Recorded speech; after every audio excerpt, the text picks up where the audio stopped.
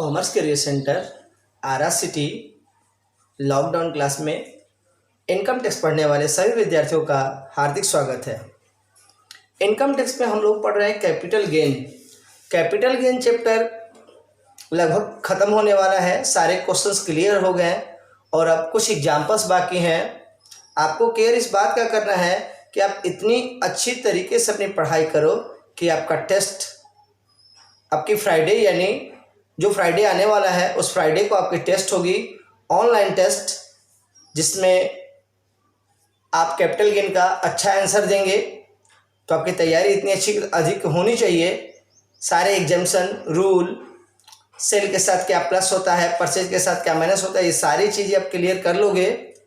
अगर आपको कोई कन्फ्यूजन होता है तो आप हमें शुक्रवार से पहले कॉल कर लें, मैसेज करके आप अपने इस बात को समझ सकते हैं। देखिए, यूट्यूब पे चैनल्स तो बहुत हैं।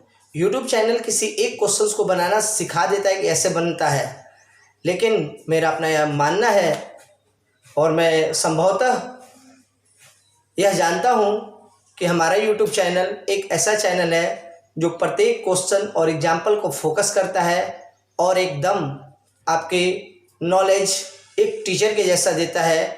आप एक फील करते हो कि हाँ, टीचर से क्लास चल रही है, क्योंकि यह कॉमर्स के सेंटर की क्लास ही चल रही है जो लगभग सारे यूट्यूब चैनल जो यूज कर रहे हैं वो लोग उससे देख रहे हैं। प्रत्येक क्वेश्चन पे अलग अलग डाउट्स होते हैं, इसलिए ज़रूरी है कि क्वेश्चन जो भी हो उसमें कन्फ्यूजन और डाउट्स हो।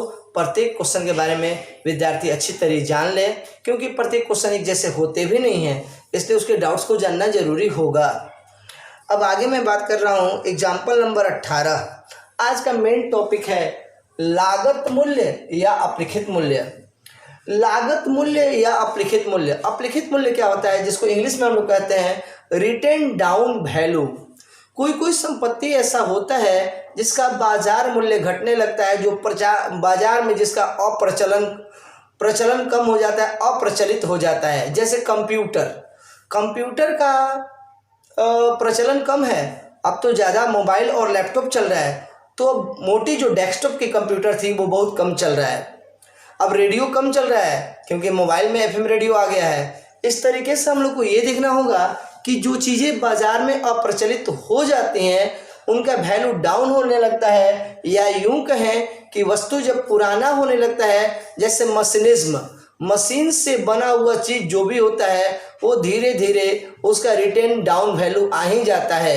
मोबाइल नया खरीदिए, बड़ी ज़्यादा प्राइस में मिलेगा, उसके बाद जैसे जैसे आप उसको यूज कर लेते हैं तो उसका मूल्य गिरते जाता है, जिसको लैंग्वेज में हम लोग कहते हैं रिटेन डाउन वैल्यू या अप्रखित मूल्य। क्योंकि उसको यूज करने के बाद उसमें अवक्षयण यानी डिप्रिसिएशन आएगा, जिसको अप्रखित मूल्य कहते हैं। तो आयकर में क्वेश्चन हल करते समय अगर लागत और अप्रखित मूल्य दोनों दिया है तो हम लोग को अप्रखित मूल्य ही लेना होगा। क्वेश्चन नंबर 18 में प्लांट और मशीनरी है और भवन है, दोनों का अप्रखित मूल्य दिया है, तो अप्रखित मूल्य ही आपको लागत के जैसा कॉस्ट ऑफ एक्विजिशन के लिए यूज करना होगा। सेल्स दोनों मशीनों का दिया हुआ है। और एक बात मैं और बताना जरूरी समझूंगा कि जब कोई पुराना मशीन हो जाएगा तो कोई भी मैन्युफैक्चरिंग संस्था चाहेगा, कोई भी कंज्यूमर चाहेगा, कोई भी आदमी चाहेगा कि हम अपनी पुरानी मशीन को बदलकर नया मशीन खरीद लें। तो ऐसी स्थिति में वहाँ पे जब आप नया मशीनरी खरीदते हैं, नया लैपटॉप खरीदते हैं, तो उस समय आपको इनकम टैक्स का रिबेट मिलेगा, यानी कि वो आपके LTCG को कम करेगा। तो सबसे पहले सेल्स को लिया गया है बिल्डिंग और प्लांट एंड मशीनरी का, उसमें से WDV लेस कर दिया गया।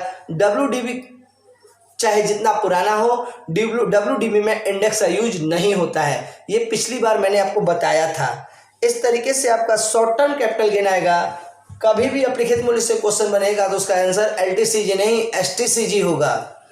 इसके बाद क्या कर रहा है कि वो इस पैसे से बेचकर, जो पैसा इसके पास 38 लाख आ रहा है, तो वो 37 लाख का और एसेट्स खरीद लिया और 50,000 खरीदने में एक्सपेंस है, तो उसको पूरा का पूरा 37 लाख 50,000 छूट मिलेगा, क्योंकि वो पुरानी संपत्ति, पुरानी मशीनरी के बदले में नए मशीनरी या बिल्डिंग खरीद रहा है।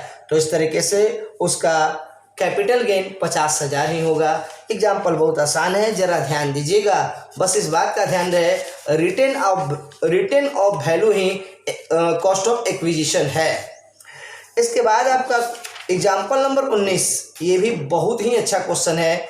एक जमीन को अधिग्रहण किया गया 10,90,000 में, यानी सरकार ने ले लिया 10,90,000 में, मतलब सेल समझिए। इनकम होगा जिस करदाता का ये होगा उसको 10,90,000 मिला। कॉस्ट ऑफ एक्विजिशन निकाला गया है उस टाइम का, एक बार 19 में भी हुआ, एक बार 20 में। तो याद रहे हम लोग जो भी क्वेश्चन अभी पढ़ रहे हैं 20-21, तो अगर हम पीछे की ओर जाएंगे 19-20, तो इसका मतलब है कि हम लोग का इंडेक्स 280 नहीं 240 लिया जाएगा, पिछले साल का इंडेक्स। उसके बाद क्या करना होगा, फिर सरकार को ऐसा लगा कि मैंने मूल्य कम दे दिया, 10,90,000 मैंने मूल्य कम दे दिया, तो सरकार ने 2 लाख रुपया और भेजा। तो अगर सरकार 2 लाख रुपया और भेजता है तो ये तो करदाता के लिए एक प्रकार का इनकम है। तो नेक्स्ट बार में सरकार का जो कंसिडरेशन हुआ, जो करदाता को फायदा हुआ वो 2 लाख फायदा हुआ, जबकि उसकी लागत कुछ भी नहीं, क्योंकि उसका पहला जमीन तो ले लिया गया। पहला जमीन के बदले में 2 बार पैसा दिया गया। पहली बार 10,90,000 वो तो आपको लॉन्ग टर्म कैपिटल गेन में आ गया, दूसरी बार 2 लाख रुपया और वो बढ़ा के देता है, जिसकी लागत तो कुछ भी नहीं है, अब आपके पास जमीन भी नहीं है, तो ये पैसा आपकी पूरी इनकम कहलाएगी। इस तरीके से आपका LTCG 2 बार हुआ, तो दोनों को जोड़ देंगे तब आपका फुल LTCG हो जाएगा। चैप्टर अच्छा है, बशर्ते कि आपको थोड़ा सा इंडेक्स यूज होना चाहिए, धाराएं 54 पर आपकी कमांड होनी चाहिए, कैपिटल गेन पर कमांड होनी चाहिए, रिटर्न डाउन वैल्यू पर कमांड होनी चाहिए। इस तरीके से आप अच्छी तैयारी करें। फ्राइडे के दिन आपका ऑनलाइन टेस्ट होगा, और इसी के साथ मैं विदा लेता हूं। जय हिंद।